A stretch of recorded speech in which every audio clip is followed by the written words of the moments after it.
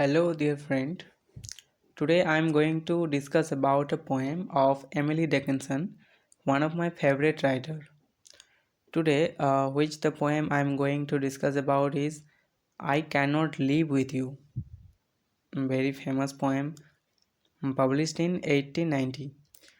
Before going to the line by line reading the poem, I would like to tell a brief summary of it.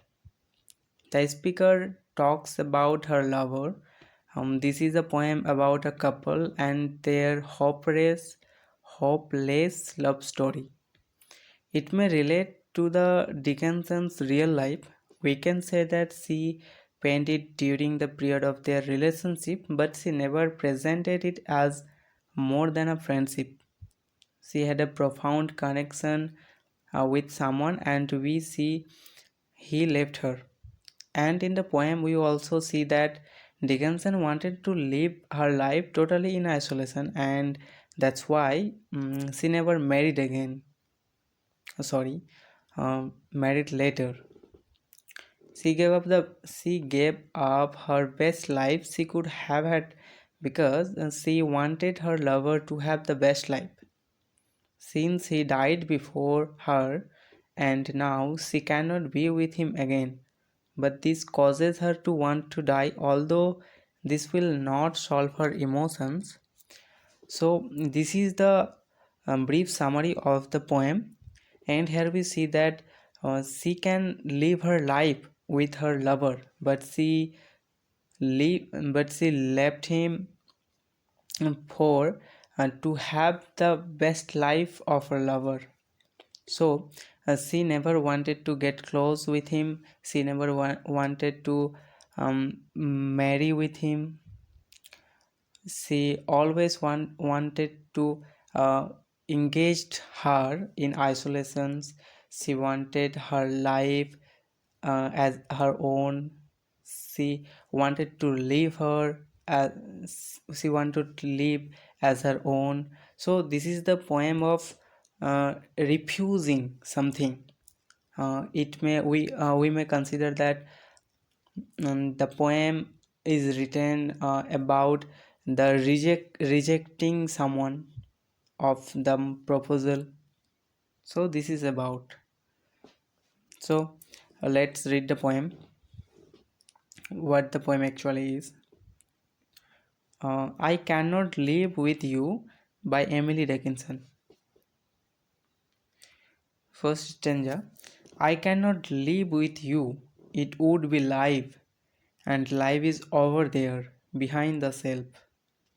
The sexton keeps the key to putting up our life, his porcelain like a cup, discarded of the housewife, quaint or broke, a newer serves pleases old ones crack.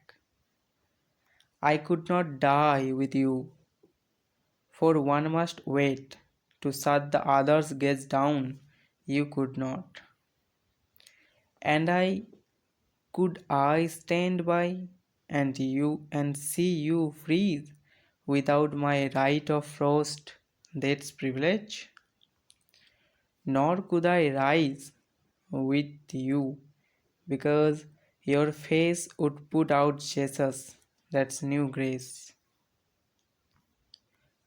Glow plain and foreign on my homesick eye, except that you than he shone closer by.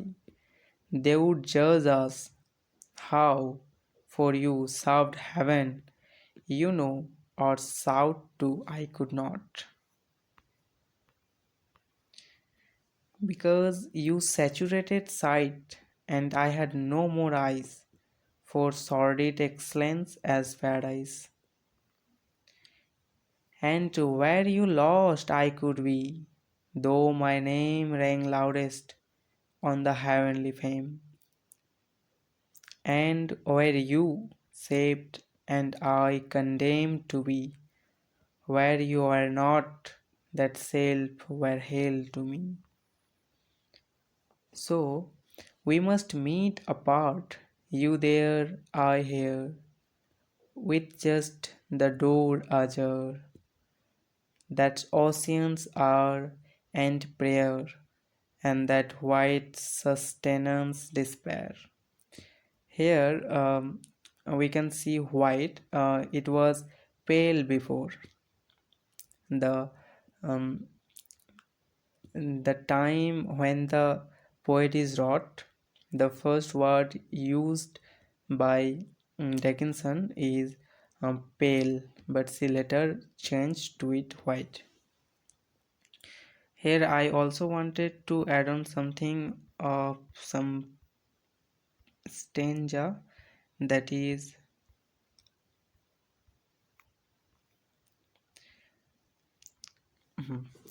I cannot die with you, for one must wait to shut the other's gaze down. You could not. Here the poet wanted to show that she is the only one who can shut his eyes. He cannot shut her. However, once he passes away, she can no longer live, so they cannot die together. Um, Here I also there also a para or stanza. Hmm.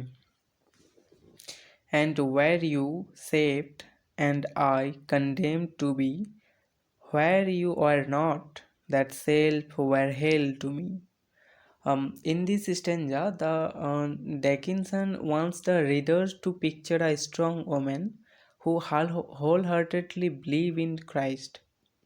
However, Dickinson tells the reader that if the speaker were saved and her lover was lost, she would be lost in hell without him.